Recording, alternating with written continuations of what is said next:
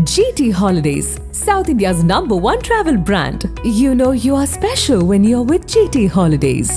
எங்க சேதாரத்துக்கு மேல கொடுத்தீங்கன்னா உங்க காசை வேஸ்ட் பண்ற மாதிரி தான்.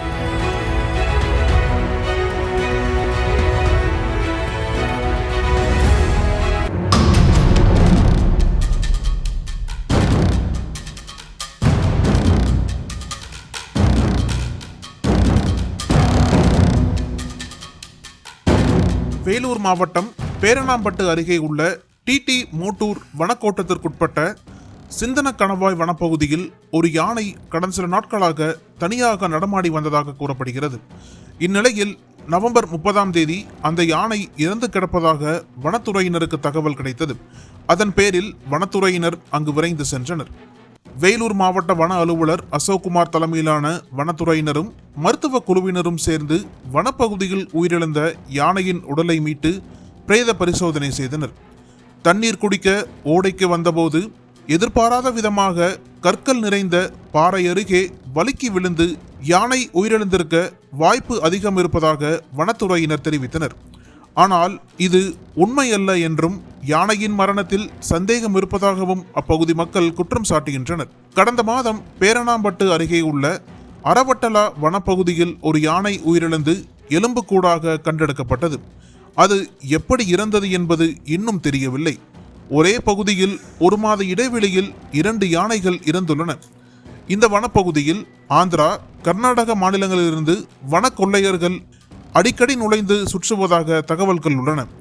ஆனால் இதை வனத்துறையினர் கண்டுகொள்வதில்லை என்று மக்கள் குற்றம் சாட்டுகின்றனர். வன கொள்ளையர்கள் இந்த யானையை கொன்றிருக்கலாம் என்ற கோணத்திலும் விசாரணை நடத்தி உண்மையை வெளிக்கொணர வேண்டும் என்று அவர்கள் கோரிக்கை விடுத்துள்ளனர். வனத்துறையினர் காட்டு பகுதிகளுக்குள் சென்று வனவிலங்குகளுக்கு ஏற்றவாறு தண்ணீர் தொட்டிகள் அமைக்க வேண்டும். தண்ணீர் இல்லாததால் தான் வனவிலங்குகள் வனப்பகுதியை விட்டு வெளியே வந்து உயிரிழக்கும் நிலை ஏற்படுகிறது. எனவே சம்பந்தப்பட்ட வனத்துறையினர் வனப்பகுதிகளுக்குள் வனவிலங்குகளுக்கு தேவையான குடிநீர் குட்டைகள் அமைக்க வேண்டும் என்று பொதுமக்கள் வேண்டுகோள் விடுத்துள்ளனர். பேரணாம்பட்டு வனப்பகுதியில் ஒரே மாதத்தில் வெவ்வேறு இடங்களில் 2 யானைகள் உயிரிழந்த சம்பவம் பொதுமக்களிடையே மிகுந்த பரபரப்பை ஏற்படுத்தியுள்ளது.